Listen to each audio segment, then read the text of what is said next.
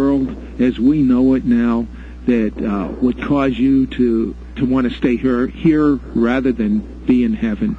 I mean, there's such creature comforts in the United States of America. Do our greatest creature comforts compare to what you experienced in heaven? Really not, because they're merely comforts of the flesh. Plus, those of us that know the Lord have the comfort of the Holy Spirit within us. But for all practical purposes, the answer would have to be no, that heaven is so far superior in every aspect, and the kind of a body which we have up there is not limited by fleshly faults.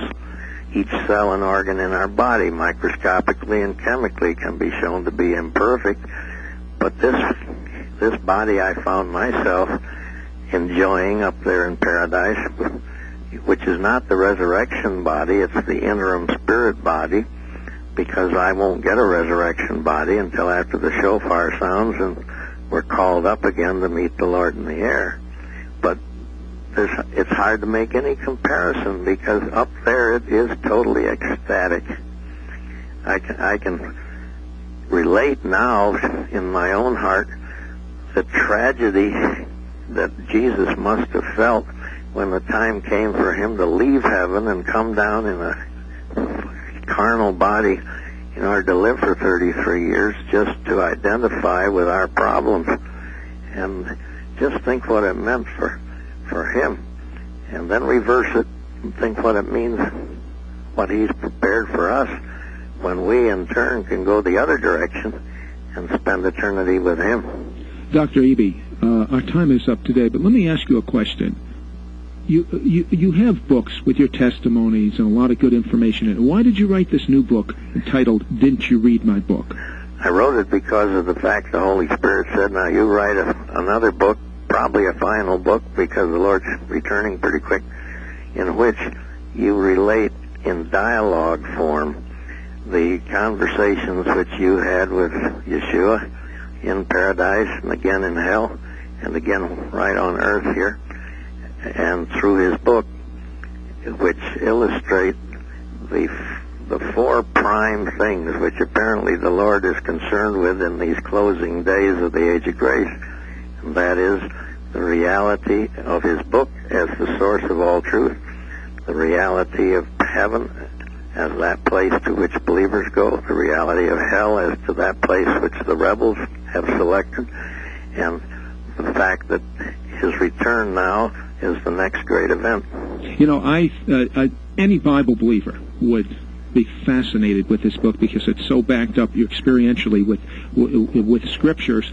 However, I have an idea that this book is really and truly written for the non-believer. Yes, you're right, and that's one reason that we tried to point out in it, that it is for the Jew and the non-believer, the non-believing Jews. Well, our time is up. Right today, Mishbucha, we were talking, Dr. Eby, in reference to your new spirit body and what it was like to be, for lack of better words, no, this is right, what it was like to be so free. Was it a feeling of freedom? Oh, yes, total freedom. There is a little verse in the Bible that says, he whom the Lord has set free is free indeed. And this isn't just limited to freedom from sin and its penalty, but upon death, I found out that it also refers to freedom from the physical body, which has limited us in so many ways as long as we live in it. So the spirit body, which we refer to as that body form in which we find ourselves upon death and in heaven, is free. Tell me about what your mind and your senses were like in heaven. Yes, the senses down here are roughly limited to the five that we well know. Up there they are limitless, because there is no brain tissue as such in heaven, which would limit the transmission of those five, and therefore we have bodies the likes of which we can only imagine until we experience them. This body in which I found myself and looked at was transparent. It had no weight. It had no gravitational pull. It was free to go and come instantly wherever my mind wished it to. And of course the body included the mind, which is totally... Wait a second. You're saying that all you had to do was think something, and you, like, if you would think you would be in another place of heaven, you would be there? Is that what you're saying? Exactly. And, of course, that came as so suddenly that I was unprepared, really, to realize what happens. And that is when I asked the Lord, who was there with me, Yeshua, explain this mind. He said, well, you simply have a little mind, a little piece of my mind, which is the mind of Christ, which is the mind of God.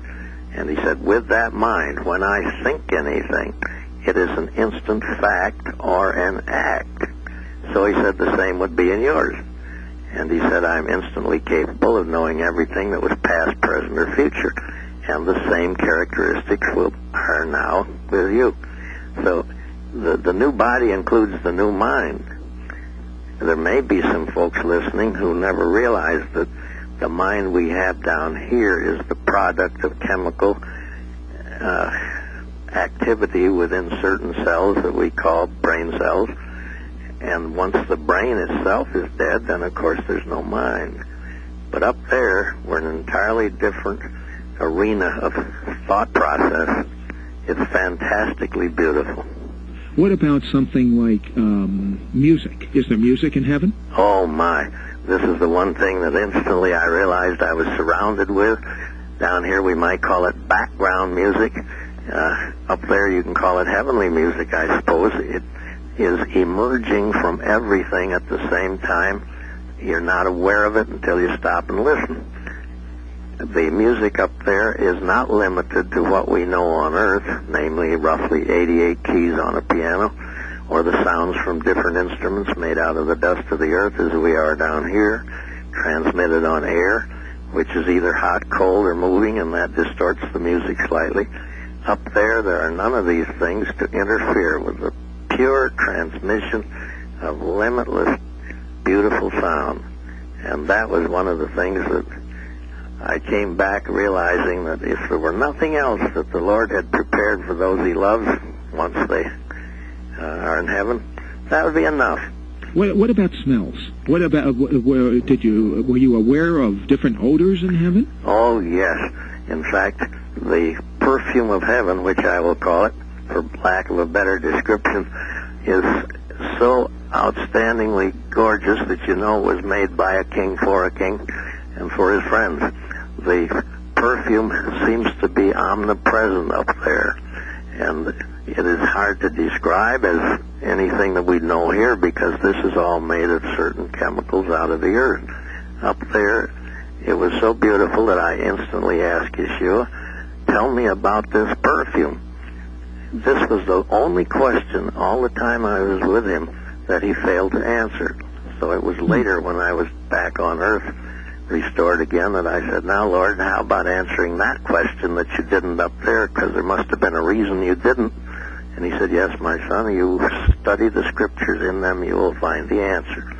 And that's when I started the 2-year study from Genesis to Revelation and discovered that it was all in the book already under the term of sweet-smelling savors.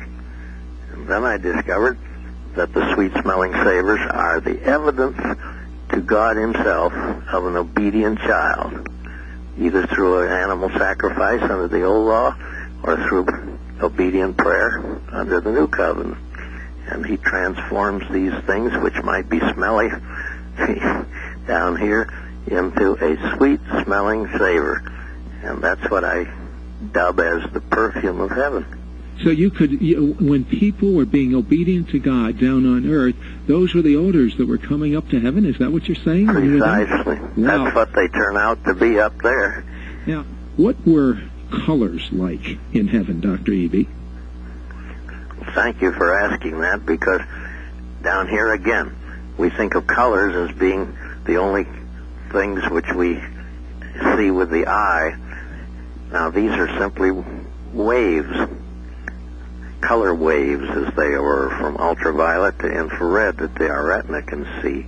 But when we're in heaven, we have different kind of eyes, and therefore we would see whatever colors God made in heaven differently. And that's suddenly what I discovered.